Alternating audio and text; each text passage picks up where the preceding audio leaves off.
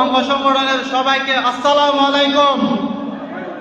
আশা করি আজকে আমি বেশি কিছু বলার জন্য দাঁড়াই নাই, আমি দাঁড়িয়েছি দানুশ শীষকে কিভাবে রাঙ্গুনিয়াতে জয়যুক্ত করে কিভাবে সংসদে পাঠাতে হয় এটা চাই, কোনো গ্রুপিং নয়।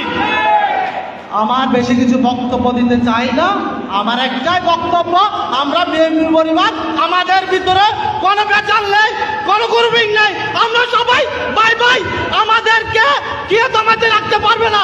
আমরা দানুশ শীষের পক্ষ নিয়ে কাজ করবো ইনশাআল্লাহ। বাংলাদেশ জিন্দাবাদ, রাঙ্গুনিয়া উপজেলা চাকরি দল জিন্দাবাদ, শহীদ জিয়া, উমর হক, কালাল জিয়া সুস্থ হোক, তারেক রহমান জিন্দাবাদ, টেক ব্যাক বাংলাদেশ।